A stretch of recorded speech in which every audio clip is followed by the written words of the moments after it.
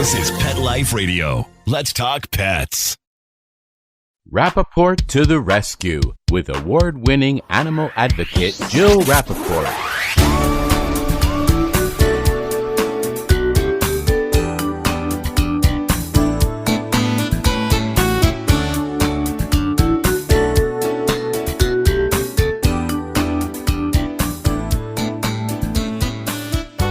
Welcome to Rappaport to the Rescue. I'm Jill Rappaport, and it is hard to believe that we are just a little over 6 months since I started this podcast with my dear friend Bill Berloni, who's joining me today. And I have to tell you, Bill, we have been so blessed. We have gotten unbelievable guests on this show. I pinch myself every show. And this morning, I not only woke up pinching myself, I was grabbing both arms. Today, we have the one and only Tina Fey. Bill, I can't even express how excited I am. For you to say that after having interviewed some of the biggest stars in the world, that really is something. Well, you have a special connection to Tina. Absolutely. Yes, I do. Just like you, Jill, we're always looking for dogs for good homes. And I got a call from my friend, Rachel Dratch, asking me if I could help her find a dog for her friend Tina. And I texted back, sure, no problem. The next thing I knew, I had Tina Fey's phone number. Great number to have. Yeah. And what's even more unusual is that I called it and she picked up and went, hello, Tina Fey here. So there has to be a certain level of trust when you get a celebrity's phone number like that. And it's all because of our love of animals. And she explained to me that her and her husband wanted to adopt a new little miniature poodle and asked if I would help. And I said, absolutely. And that's how our relationship started. And what I love about her, how she picks up the phone, hey, Tina here, she's so down to earth. I mean, she is what you see, not only incredibly talented, great sense of humor, but just so authentic. And that's what animal people are, authentic. You can't be a fake around your dog. Well, let the fun begin, because when we come back, the one and only Tina Fey will be joining us. Stay tuned. Take a bite out of your competition. Advertise your business with an ad in Pet Life Radio podcasts and radio shows. There's no other pet-related media that is as large and reaches more pet parents and pet lovers than Pet Life Radio. With over 7 million monthly listeners, Pet Life Radio podcasts are available on all major podcast platforms. And our live radio stream goes out to over 250 million subscribers on iHeartRadio, radio.com, TuneIn, Stitcher, and other streaming apps. For more information on how you can advertise on the #1 pet podcast and radio network, visit PetLifeRadio.com/advertise today. Want to know who the latest trendsetters are in Hollywood? How about Irish setters? Find out who's been spotted with spots, chowing with their chow, and shopping for Gucci with their Poochie. Get the scoop on all the latest celebrity pet patter right here. Pet Life Radio. Let's talk pets.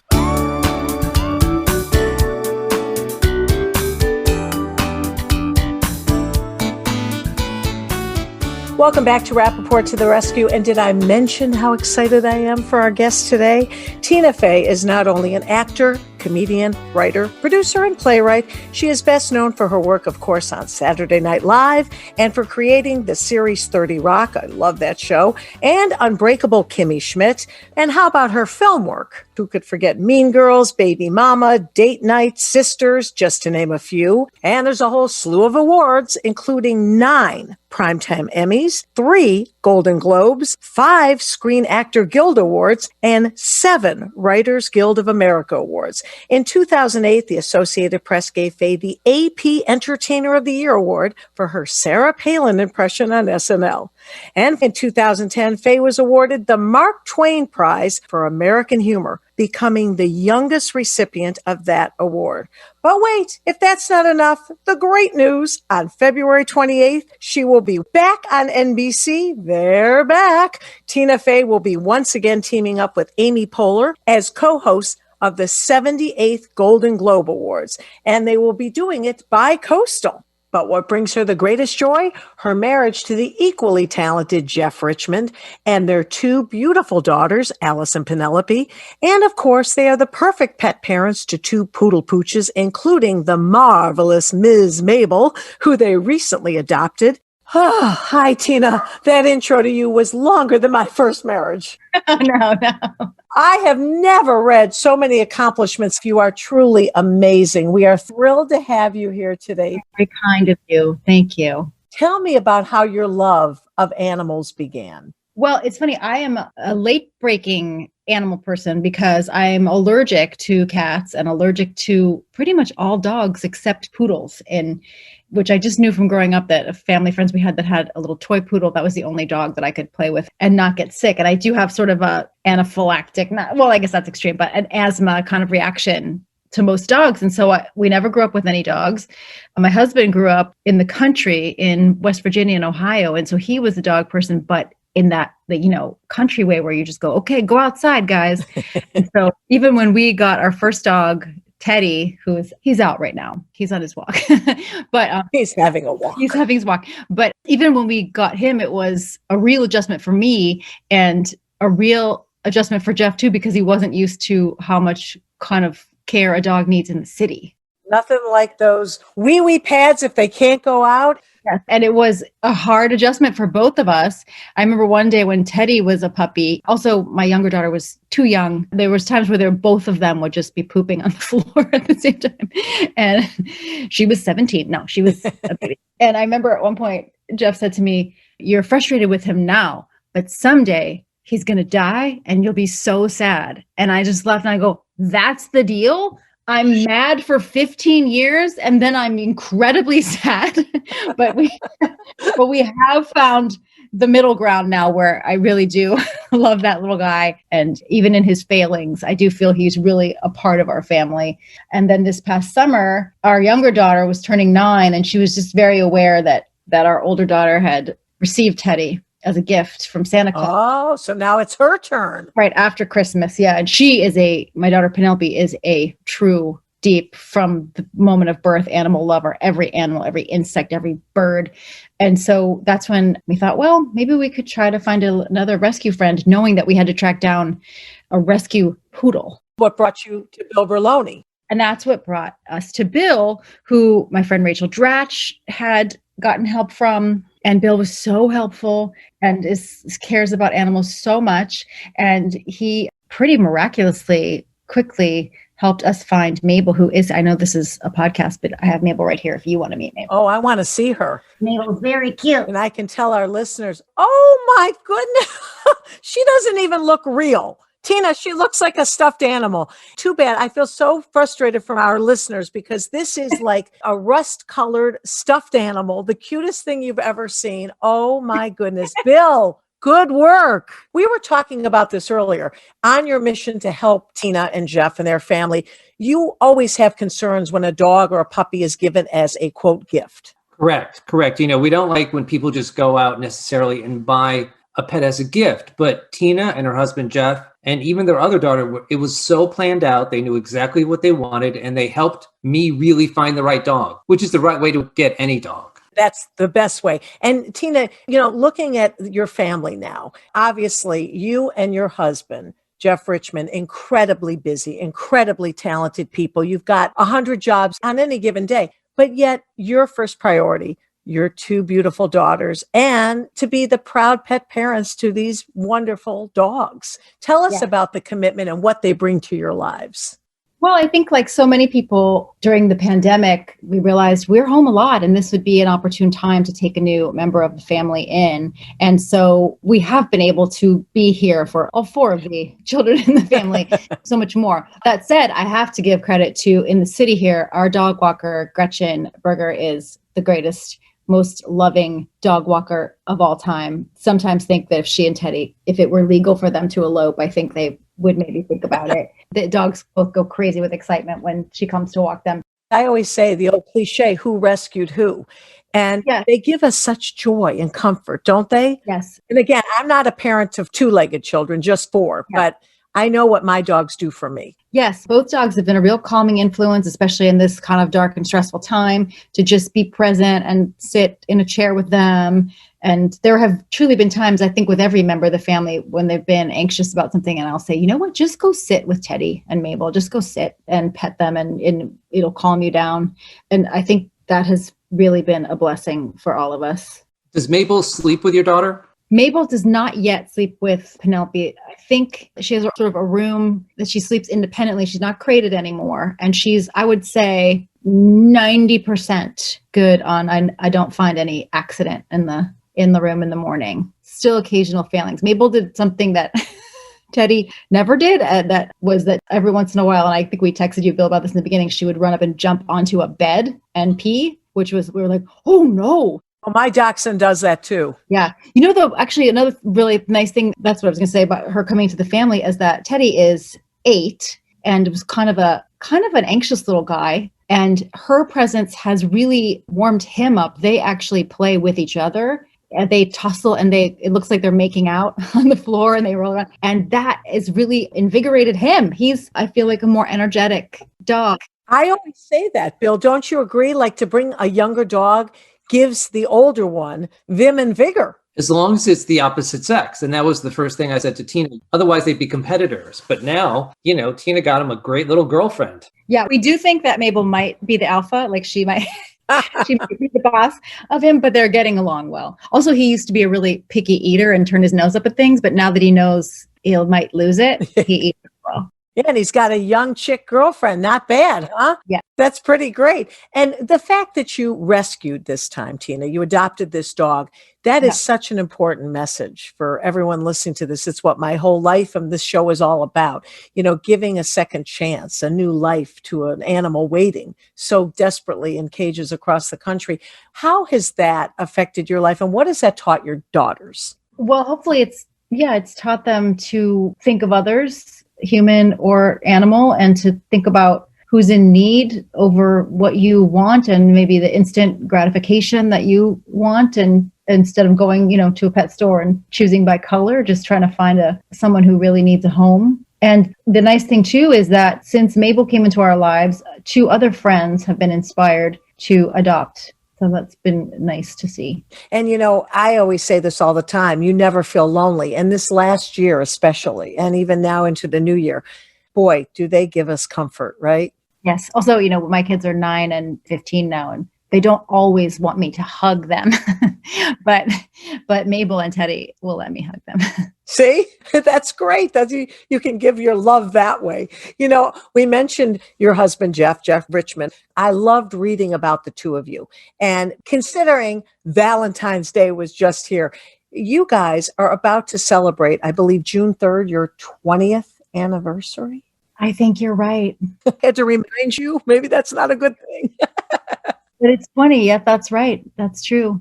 What is the secret? I don't know. I mean, I think people talk about what their love language is, and I think our love language is kind of working together and helping each other in the workplace and around the house.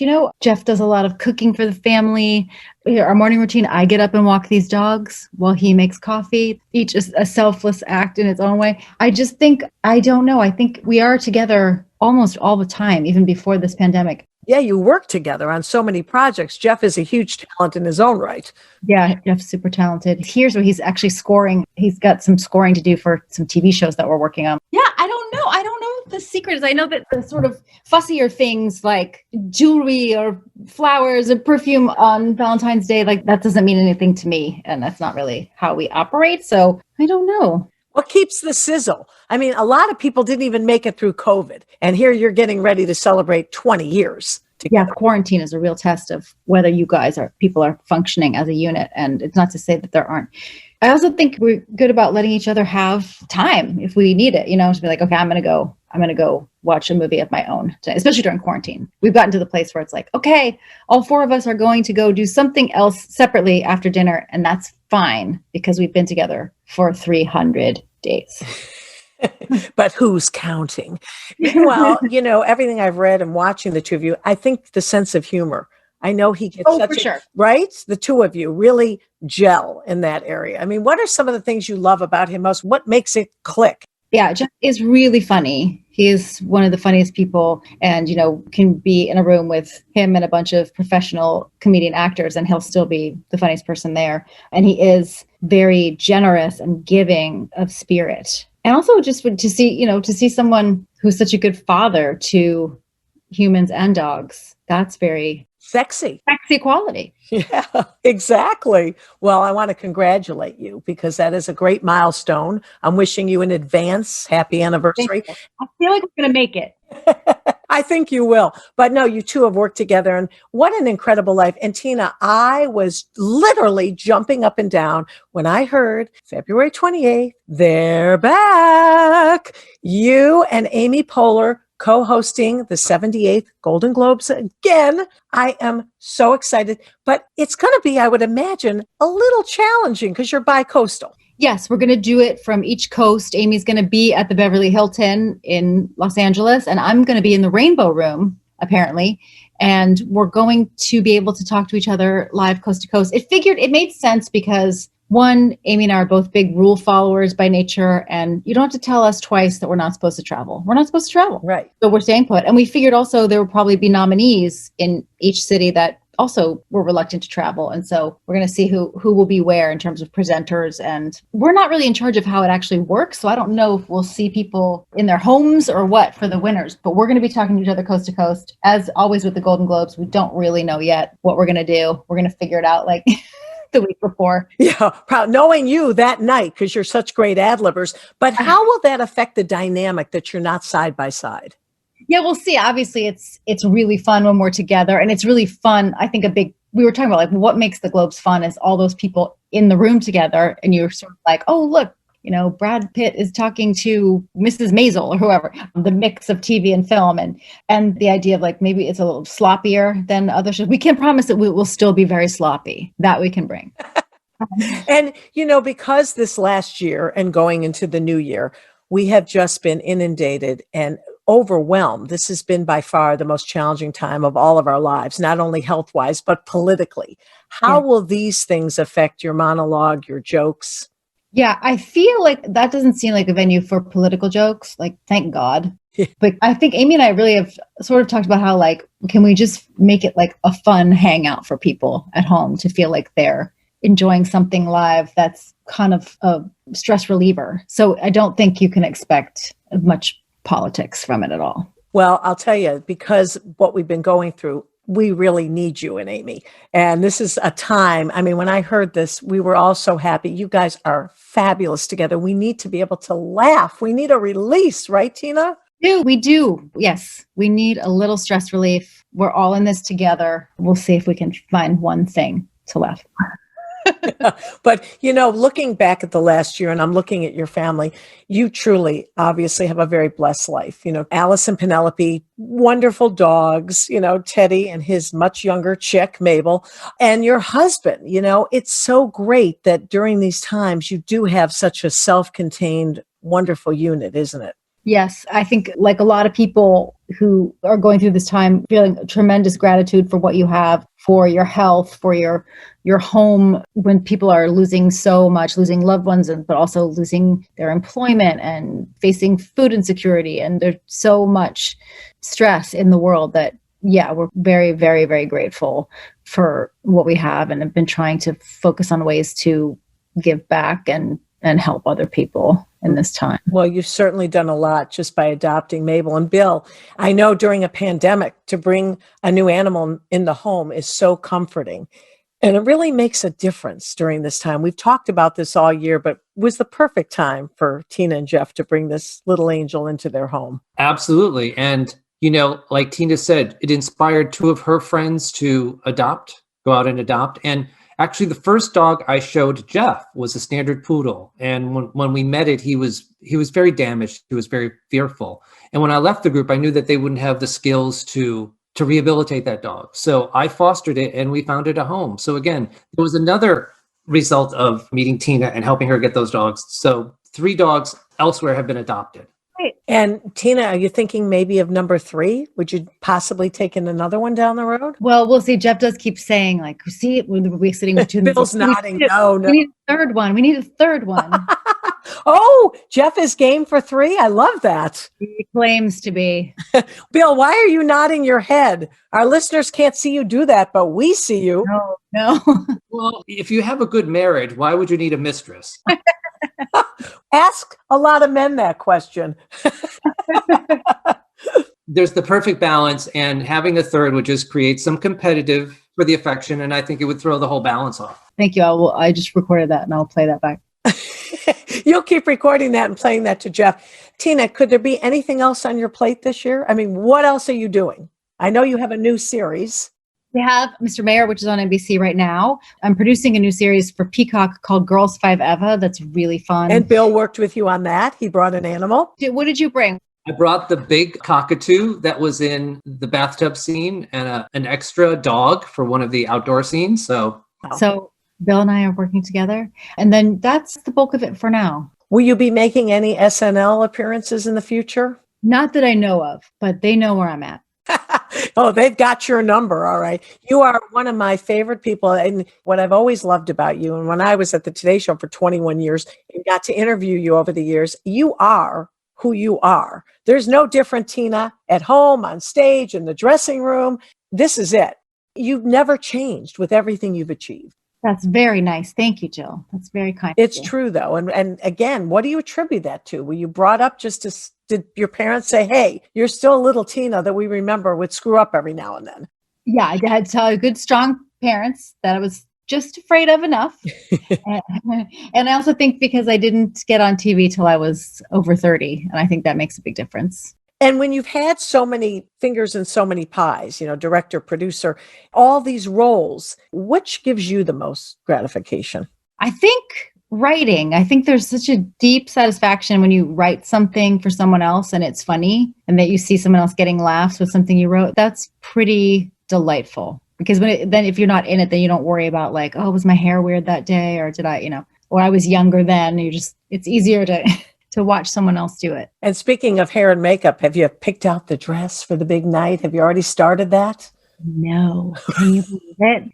No. We're going to figure it out. Normally back in the day, because it's been 5 years too since we did it. So I remember. I missed you. It's been 5 years. And we used to go, the places we would go, Jill, to couture houses and meet with designers. And oh my God, there were muslins and mock-ups. And now it's just going to be like Nordstrom Rack. What do we got?